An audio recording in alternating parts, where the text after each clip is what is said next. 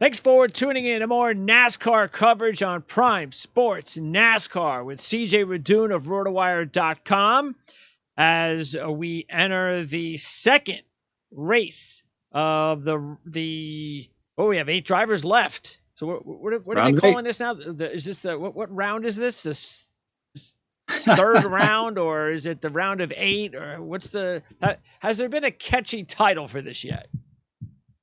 No. It's round of 8. It's next round of playoffs, or I like to call it the penultimate round of the playoffs, because we have the final round in Phoenix. So yeah, round of 8. They need to come up with a better marketing scheme for sure. Yeah, because that's college basketball.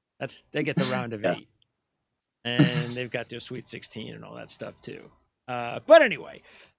As you can see, Eric Smith, who hopefully will be heading down to Phoenix in a few weeks for the championship race, which would be awesome. We'll have a lot to cover there with Eric, but there's still another race in between, and that's Martinsville.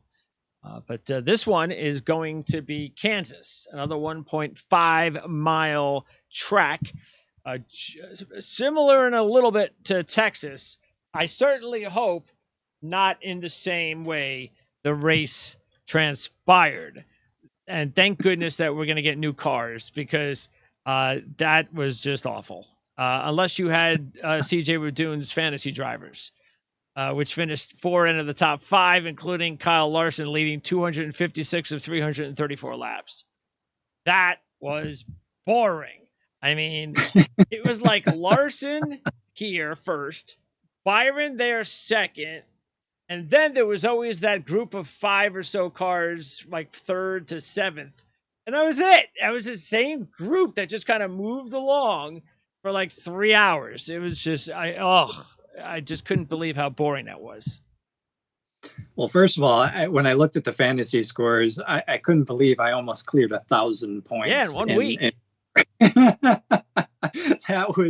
That was insane. But that aside, yeah, for me, the most exciting part of the race last week was certainly watching William Byron. I mean, it was like watching, to me, I almost put it like, Dale Earnhardt when he was protecting his 2 cars at the Daytona 500. He was jumping back and forth between the lanes.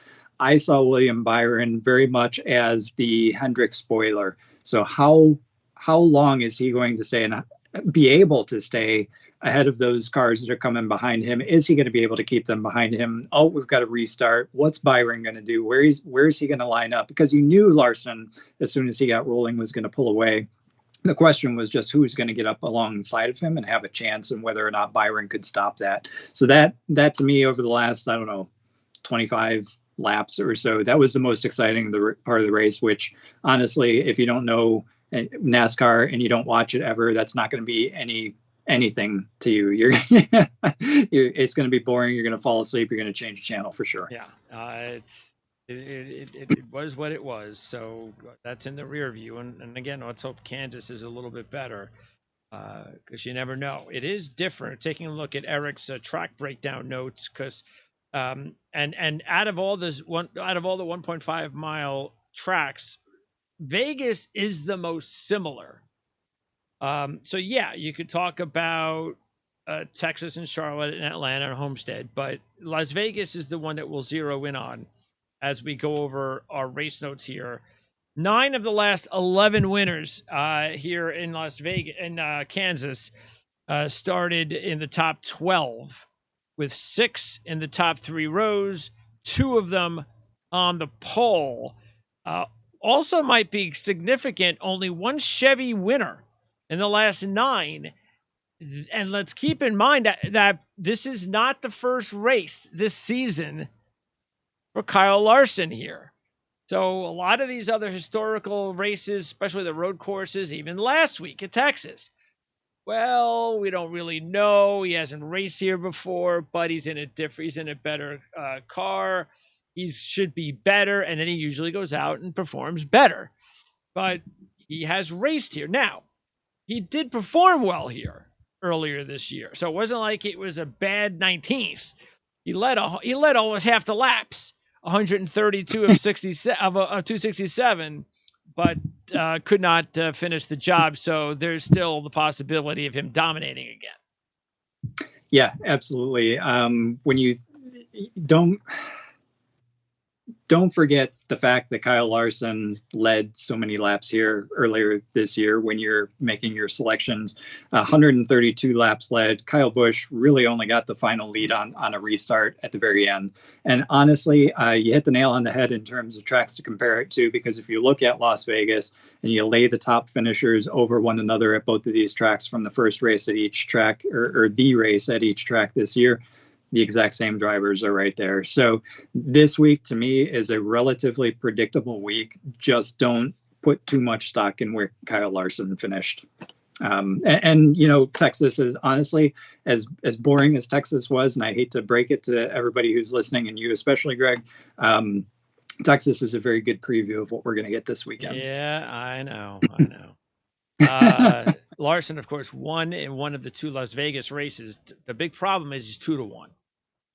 And we're in that territory again of 2-1 being an extremely low number for NASCAR, and very rarely do drivers, the percentages are not with you.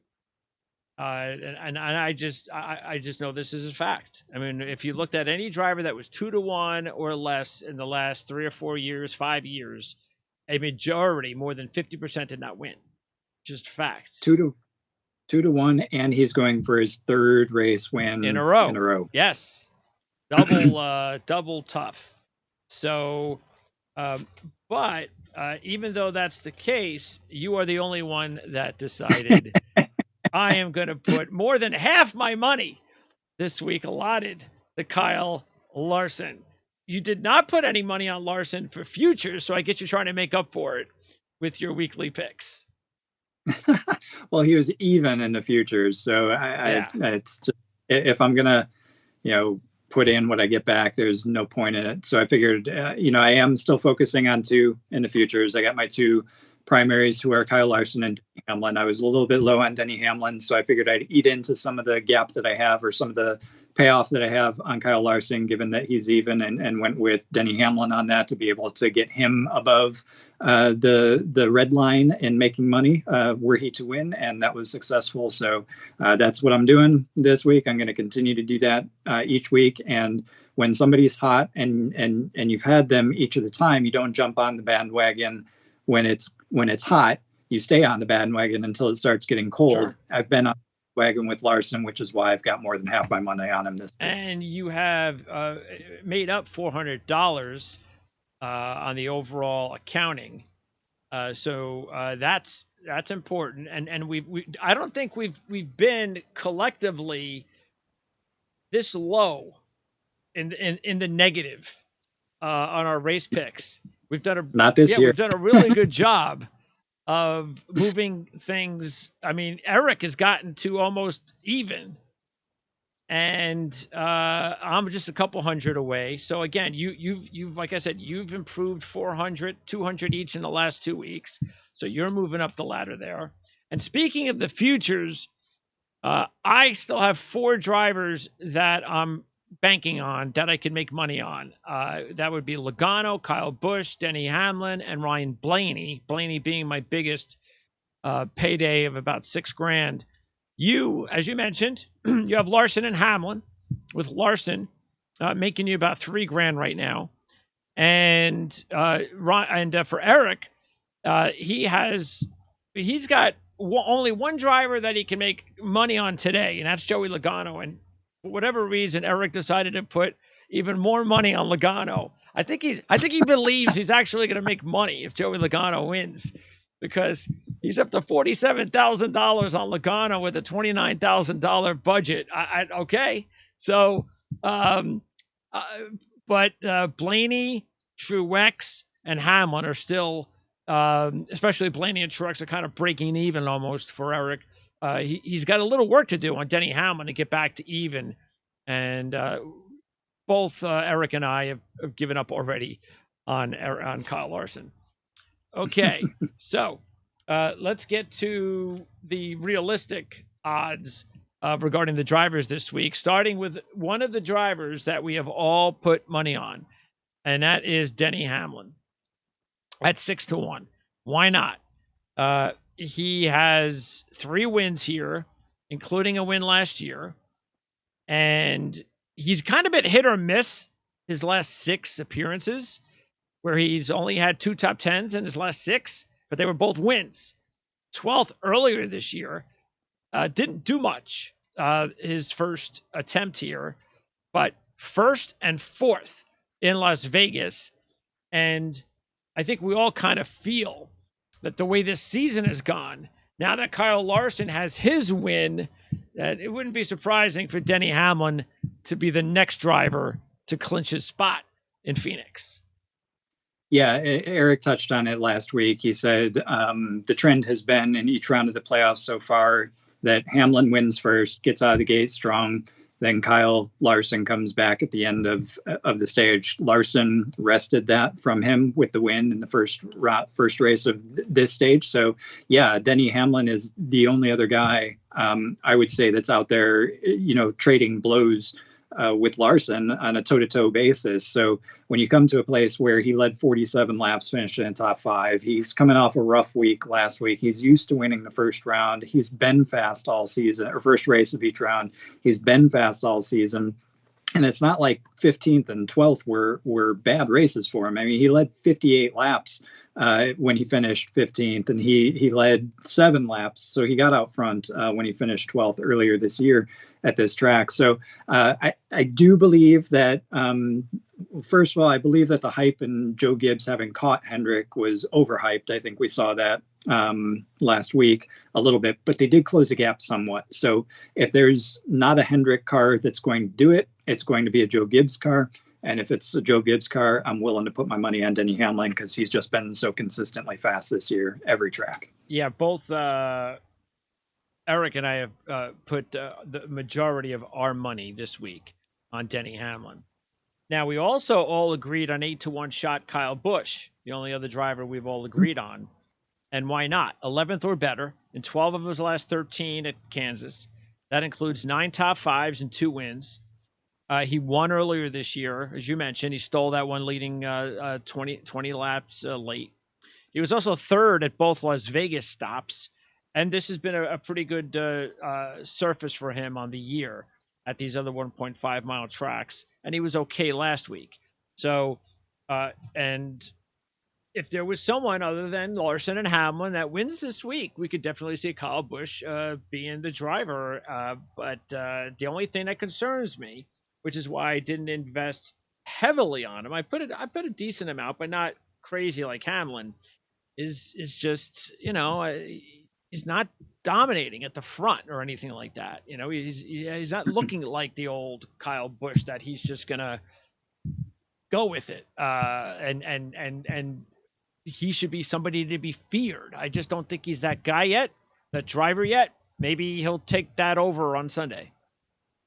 He could. I was just going to say he could take that over on Sunday. That's entirely within his wheelhouse. We've seen him do similar things in the past, but I agree. I think he's been maybe not half a step, but a quarter of a step behind Hamlin, I think, this entire season. And then certainly compared to the Hendrick cars, at least a quarter of a step behind. And for the most part, the Joe Gibbs organization as a whole has been. But like you said, he was decent last week. He's good here. If he gets his car right at the end of the race, and there are restarts that he can take advantage of, he proved earlier this year that he can win. I don't know that he had the fastest car in that race. I don't think he did because Larson led almost half the laps, like you said. But he did lead 20 laps, and he was able to figure out a way to get up front. And part of that was because Larson had contact. I think it was with Ryan Blaney on one of those restarts where they both kind of moved up. So that's why they finished further back.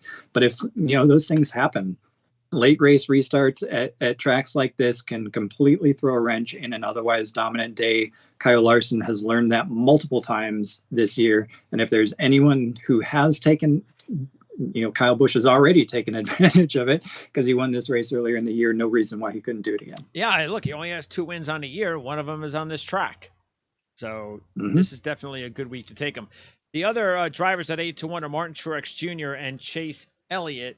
And only one of us has put any money on either driver, and that was Eric, putting a little bit of money, same amount that he invested on Kyle, that he's putting on Chase Elliott. who has a win here. He's that Chevy driver we talked about, the one Chevy driver that has a win in the last 9 races. That was Chase Elliott a few years back. Chase was also second at Las Vegas this year in one of his 2 stops, 5th here earlier this year, whereas Truex, he's just been too quiet, especially the last 3 races, 25th, 29th, and 12th.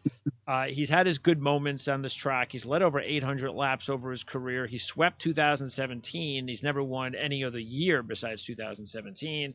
6th earlier this year, 6th and 4th at Las Vegas. So it's almost like, yeah, okay, I could see Truex finishing 5th or 6th, but he's just not anywhere near the level I think he needs to be a serious championship contender right now.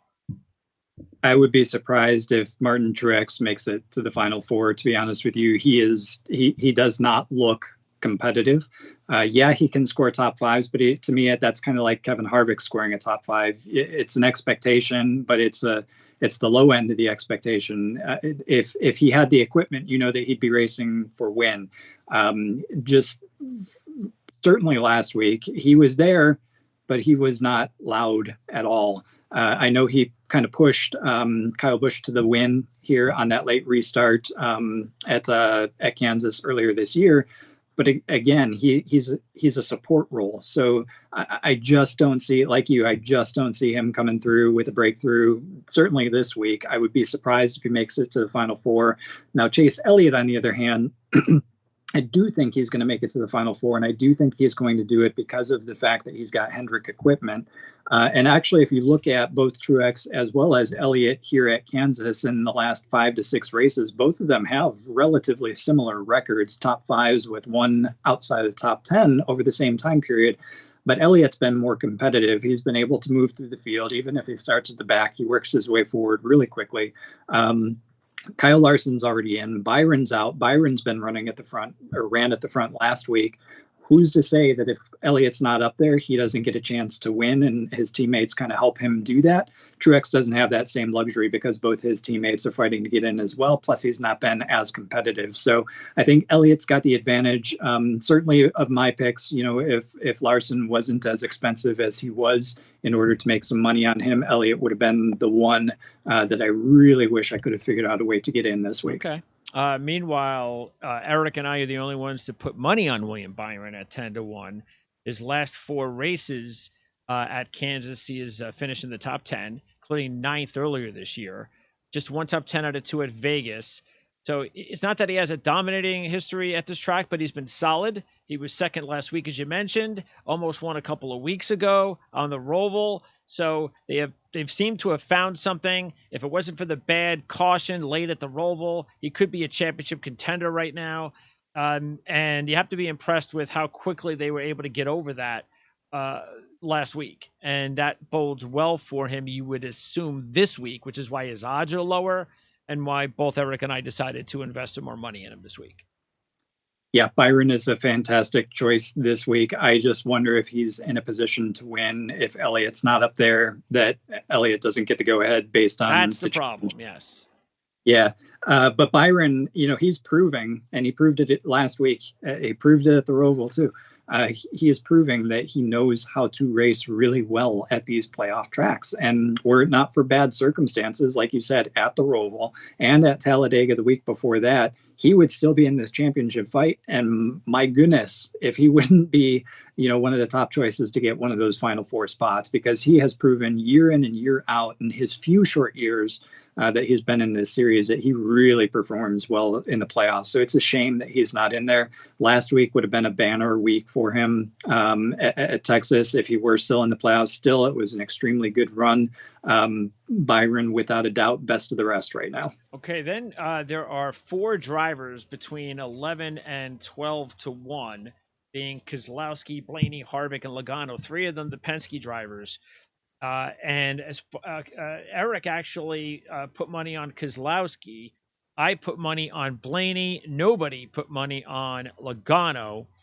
Keselowski is kind of performing admirably at this point. He has not given up. 4th last week. And the fact that he was solid at Vegas in both stops, including second in one of the two, third earlier this year at Kansas, leading 72 laps. He's been sixth or better in 5 of his last 6 races at this track, including a runner-up and a win.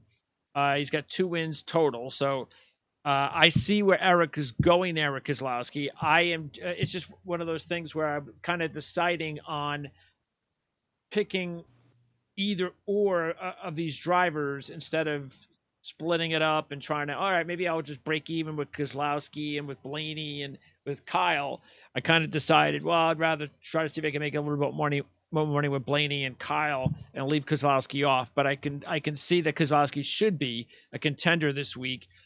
Blaney, meanwhile, he's had a decent history at the track. He's going to be much better the next 2 weeks. So that's why I didn't really put a decent amount on him, but it was because of the 12-1 that it looked a little bit more than it was. I just think that if he finishes and doesn't really feel, I don't think he's gonna. I think if he's in the top 5, he's gonna feel like, oh, I gotta win. But I just don't. I wouldn't advise that. I'd be like, calm down, be patient. You don't have to win this race. You don't have to do everything to win it. You're good at Martinsville, and maybe he could definitely be the one driver that doesn't win and gets to Phoenix and then can win at Phoenix because he has a pretty decent history there as well. So that's the thing. Don't go too crazy and put yourself in a position that you don't want to be in that could screw everything up. Logano, meanwhile, has a pretty good history here. He's got 3 wins. He won last year. He's the defending champ of the race, but didn't perform well earlier this year at the track.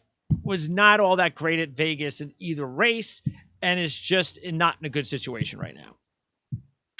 Completely agree. Of the bunch, I would choose Blaney, but I'm going to start with Logano here. I just don't think, after last week, he's not performing well. His teammates have eclipsed him at this point, even Keselowski, which is saying a lot considering Keselowski is leaving the organization at the end of the year. So had a terrible Texas, obviously. And he's been more of a top 10 kind of guy. He's only got 1 top 5 in the last 5 races. His teammates have been performing better than that. They've shown better speed. So from a Logano standpoint, I'm staying away until he works his way back into the front. Keselowski is surprising, definitely punching above his weight. But between him and Blaney, I agree with you. I think Blaney's got more speed and I think more of a potential to be able to win. Keselowski is going to be there because of his experience, and he's a champion. He knows how to get the job done. But from a development standpoint, Eric's pointed to this a couple of times. I feel like Penske as a whole is not where they were competitive-wise versus Joe Gibbs and versus Hendrick at the beginning of the season. So top 5, yeah, top 10, certainly, all of them. But of the bunch, who's going to be able to pull something extra out of that? And to me, that's Blaney. However, I do agree with you on the calm down aspect. I think going into this week, Blaney needs a lot of coaching from his team because he is in a perfect position in the points. He is second behind Larson in the points. He is ahead of Denny Hamlin. I don't think anybody other than Larson ahead of Denny Hamlin in the points this entire season. So to your point, he's got to keep calm. He's got to just get a solid result. If he does that, he's in for a shot at the championship. This is the week, even more so than last week, I would say, that is make or break for Ryan Blaney. Let's see how he does, certainly of that bunch. I'm really excited to see how Blaney approaches this week's race. But I think of those 3, he's certainly the one that could come out and win from my perspective. Yeah, because he shows on the tracks that he can be aggressive. And sometimes he can be overly aggressive at times when he doesn't need to be. Right. And that's, don't be going 3. And if somebody puts you in a position to go three wide, well, just chill out and let everybody else do what they want to do. And maybe just back off if you have to. Don't try to, you put me in this bad position. Well, I got to get myself out of it kind of deal. No. Just if you get into one of those situations, just chill out. Don't worry about losing a couple of spots. You'll get them back. But we'll see if and look again with his team. You go. Each time he's in the pits, I'm just counting the negative spots he misses. He missed. He was -4 in the day last week.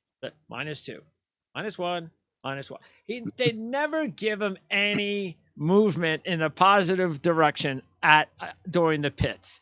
It kills him. It never gives it like they couldn't just put him in a position to maybe could you once put him in a position to get second, see what he could do, but he was never able to be in that position, and that's why he needs a good team behind him. And I do understand where Eric's coming from, taking Keselowski instead of Blaney, because I think where he's going is Blaney historically hasn't been as good at this track as he was maybe previously. Keselowski, again, good last week, good earlier this year at the track, second at Vegas this year. But in my opinion, Blaney is just having a better year, and he is doing really well right now, that I think he is going to be even better this week than he was the first time that they raced in Kansas, which was months ago, just when the season began. So, yep. So I think, I'm talking about also the combination too of Kansas and Vegas, and he finished 5th at both Vegas stops, which was, again, exactly what he needs to do if he can just move on to Martinsville in a good spot. Harvick, meanwhile, at 12-1. Look, you want to take him because he has 3 wins. He's led over almost 1,000 laps. He was second this year on the track. He's been second the last 2 races at Kansas. He's got so much going for him, but it's like I've already seen today his odds have dropped. I think he's up to 18-1 now since we did this at 12-1. It's like nobody believes in him because he just isn't showing it. And so history's one thing, but what are you doing now? And he's just not showing it. He was up there in the front in Texas as well, and it was remarkable to see, watching it through the lens of the spat that has been going on with him and Elliott, watching him race the other cars. He's still very aggressive, and now purposefully, whenever Harvick is on camera, I'm watching to see how he gets to the quarter panel of whoever it is that he's trying to race. And was it Byron that he ended up hitting? He hit somebody. It was Blaney. Yeah. Okay, hit Blaney and almost cut his tire. I'm like, what the heck are you doing? Yeah. So Elliott is right yet again. Actually, wait. It was Blaney. Wasn't it Blaney that hit Hamlin? And then Hamlin cut his tire. Yes. I don't know which one hit who, but they connected, and Hamlin had his tire cut. I don't remember if it was Byron or Harvick. It might have been Byron then on that one. So there was another incident though where Harvick was passing, and it was probably a couple. And I know he punted people from behind as well to push them. I shouldn't say punted because he punted Elliott at the Roval. He pushed from behind at Texas. But when he got up on the quarter panel of folks, there were a couple times he absolutely made contact. And I think it was Byron, or I thought it was Byron, that Byron actually got one of the cars ended up having the Goodyear taken off of the tires. So I thought for sure there was going to be a tire failure on somebody else that Kevin Harvick hit, trying to drive aggressively. But the point of that's all, water under the bridge. The point of me bringing all that up is that Kevin Harvick is out of the playoffs. He's already driving above his head in terms of the equipment that's on the track. He has to be that aggressive and risk not only crashing other people, but himself to be able to be up there. And maybe that'll win you a race here and there, but it's going to cause you to finish at the back of the field more often than not. Plus the fact that he's not in the playoff hunt, I got to believe at some point that just kind of falls apart on him. I think he's a very risky play at this point. But yeah, you're right. You do want to choose him because he's been really good at this track and second in his last 2 races, 3 top 5s in the last 3. But I think to be able to be where he's been finishing, certainly last week, I think he's driving way, maybe not over his head, but way too aggressively to be able to get those positions to actually come forward and win. It's going to take something truly aggressive, and I think that ends in tears more often than checkered flags. And if I'm a driver out there and I see Kevin Harvick is somewhere near me, I'm staying away. I'm a playoff driver trying to get to Phoenix. I don't want to get involved in that. So, okay. Meanwhile, as far as the long shots, I took 4. Eric took 1. We took one of the same driver, and that was Reddick at 28-1. That's because Reddick, coming off, first of all, he's got 3 top 10s in his last 4 races, and the one race was Talladega. So, okay, that's a luck race. So he's been going really well over the last several weeks. He was 6th, and that was, I believe, 4 weeks ago at Las Vegas. He was 7th earlier this year at Kansas. And the Xfinity Series, he's raced it 3 times. He's finished second, and 5th. So this is a really good week. It's a gamble on Tyler Reddick. And then the other 3 drivers I put a little bit of money on, Christopher Bell at 33-1. He's been coming on lately as well. And he has a win also in the Xfinity Series at this track. And then I also put some money on Di Benedetto, who his best 2 races at Kansas are his last 2 races at Kansas, including 4th this year. And then Chris Buescher was the last. He has 3 top 10s in his career at Kansas, including 8th earlier this year, leading 13 laps. And if it wasn't for the late accident last week, he could have had 3 straight top 10s coming into this race. And he's 125-1. Yeah, excellent long shots. I think certainly of the class there, Reddick is without a doubt the one to take. He's been racing excellently. 7th, like you said here earlier this year. He's he's starting 12th on Sunday. He was good at Las Vegas as well. I long for the day when Reddick, Byron, Blaney, and all these guys are in the round of 8, because they're all so good. It's going to be so impossible to choose who's going to be able to advance, because each one of them races really, really well at this stage of the season. And Reddick has totally outshone Austin Dillon, which is, great for him. Just great to see Richard Childress Racing taking that step forward. And part of it's that the Chevrolets and the speed advantage that they've got in terms of the whole package. But Reddick's putting it to good use. So it's definitely of that bunch, you got to go with Reddick. But like you said, Di Benedetto is still on one of the best strings of form of his career. He 4th here, like you said earlier in the year, so that's fantastic for him. The only one from a long shot perspective I didn't hear you say that I might consider, probably wouldn't expect much out of it, but I would consider Ricky Stenhouse Jr. He's never had a top 10 here, but he did lead 23 laps here earlier in the year. So he's another one with a Chevrolet. So I think Ricky Stenhouse Jr. could be one, certainly maybe not from a long shot to win the race perspective, but definitely someone that you'd want to consider in your fantasy lineups. I think that he's going to have a pretty good day. If he's able to make it to the end. He crashed out, unfortunately, earlier in the year, so his finish was poor, but he did lead 23 laps. So Reddick for sure, Di Benedetto close second. And then if you're looking for somebody from a fantasy perspective, he's going to be further down the price, so it'll be easier to get, would be Ricky Stenhouse Jr. Yeah, and also keep in mind for fantasy fans, Aric Almirola does have 7 top 10s in 19 races at this racetrack. And I don't think that's got to be his best. I don't think he's one of them. Has to be. Yep. All right, so that'll wrap it up. Next week is Martinsville, and again, that'll be real interesting because it's a shorter track, not as fun as some of the other shorters, but it's still a shorter track, so you never know. And especially since it's a race to get into the Final Four, so should be depending. Yeah, the results this week, depending on what happens, who ends up winning. Could certainly make Martinsville an extremely exciting race. We'll have to see. We have to live through this weekend and see who comes out on top.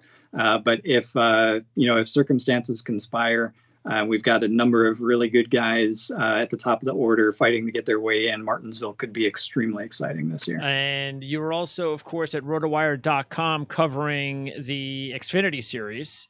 So how's that coming along as far as the postseason?